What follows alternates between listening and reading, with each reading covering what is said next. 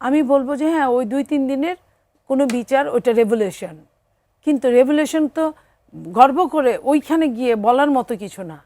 তো এটা কি হয় কি মবকে উৎসাহিত করা হয়। তোফাজ্জলের ঘটনা, সে কোনো দল করে নাই, সে দুটো পেটের ভাতের বাইরে সে কিছু বুঝে না, তাকে কেন মারা হলো? তো এটাকে কি আপনি মব হিসেবে ধরবেন নাকি রেভুলেশন হিসেবে ধরবেন? স্বরাষ্ট্রমন্ত্রী সালাউদ্দিন আহমেদ গতকাল সরকার গঠনের পরপরই মন্ত্রিপরিষদ সচিবালয়ে প্রথম কর্মদিবসে নিজের দপ্তরে মন্ত্রণালয়ের বৈঠক শেষে সাংবাদিকদের সঙ্গে যখন কথা বলেন, তিনি প্রথম বললেন যে দেশে আর কোনোভাবেই মব সহ্য করা হবে না, এবং বলা হচ্ছে যে বাংলাদেশে মব কালচার শেষ। কোট করছি তাকে, মব কালচারকে আর কোনোভাবে উৎসাহিত করা যাবে না। মানে স্বরাষ্ট্রমন্ত্রী এই বলছেন যে উৎসাহিত করা যাবে না। তার মানে অতীতে কি বাংলাদেশে মব কালচারকে উৎসাহিত করা হয়েছে?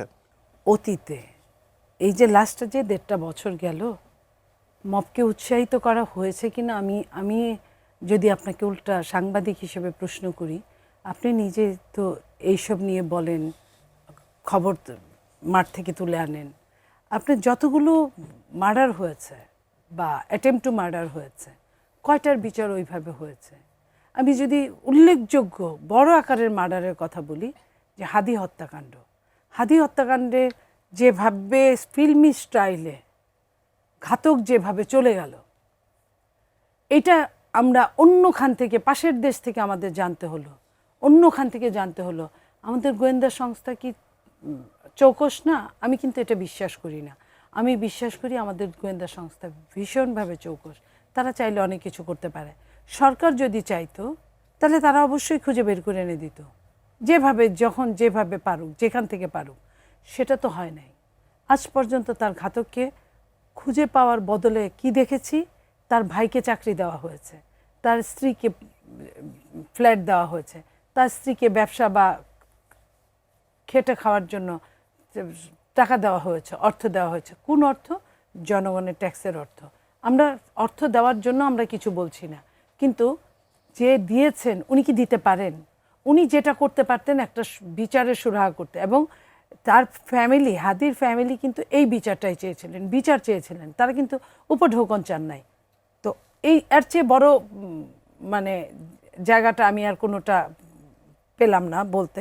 তারপরে যে আপনার মবটা হলো আপনার এই তেজকুনিপাড়া, আপনার মুকাদ্দির, সেই হত্যাকাণ্ডের কতটুকু আমরা বিচার, কতটুকু দেখেছি? 2-1জনকে অ্যারেস্ট করতে দেখেছি। তারপরে কি হয়েছে?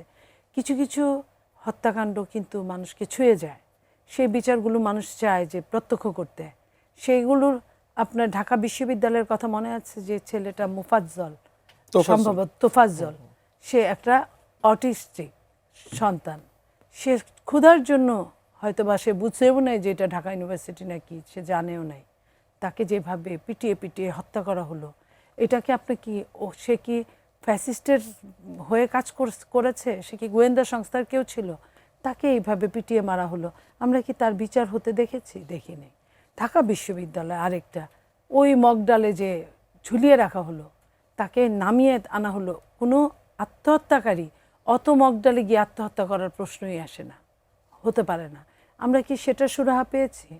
অথবা আমরা আপনার আসিয়া, যে আপনি একটার পর একটা আসলে প্রশ্ন করে যাচ্ছেন, মানে আসলে যৌক্তিকভাবে, কিন্তু আমি আপনার কাছে পাল্টা প্রশ্ন করতে চাই যে এই সব মবকে যদি উৎসাহ কেউ দিয়েই থাকে, মানে কেন দেয়া হলো? আমরা বারবার যে কথাটা বলেছি, যেটা সালাউদ্দিন ভাই বললেন, যে আইনের অনুশাসন, আমরা আইনের অনুশাসনের কথা সরকারকে বারবার মনে করিয়ে দিয়েছি।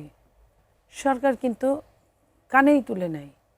এবং সর্বশেষ কি হলো, নিজে থেকে উপযাচক হয়ে যখন আপনার সিলেটে হবিগঞ্জে একটা ছেলে যখন বললেন বৈষম্য বিরোধী, যে সে কিভাবে থানা দখল করেছে, কিভাবে মেরেছে, এই জিনিসগুলো কিন্তু আমরা অনেক কিছু মুক্তিযুদ্ধের জানি, আমরা বইতে পড়ি, কিন্তু কখনো এইভাবে আমরা শুনিনি।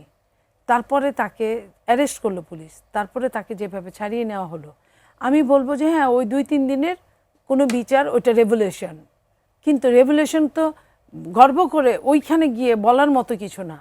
তো এটা কি হয় কি মবকে উৎসাহিত করা হয়, আমরা মবকে উৎসাহিত করতে চাই না।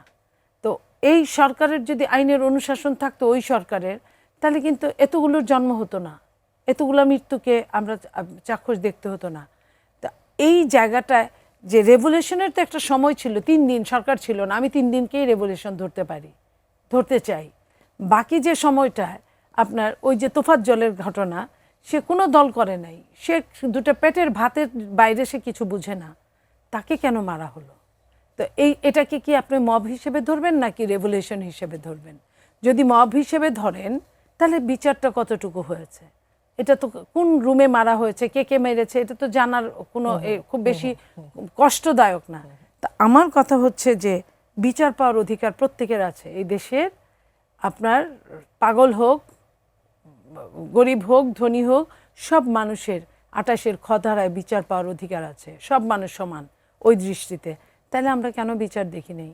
তো সেই বিচারটা আমরা চাই না যে এখনো সেই মবের নাম করে এই ধরনের কালচারটা আর থাকুক। আমরা চাই এখন দেশটা সুন্দর মতো একটা গণতন্ত্র যাতে স্থিতিশীল সমুন্নত অবস্থার দিকে আমরা থাকে। যাই।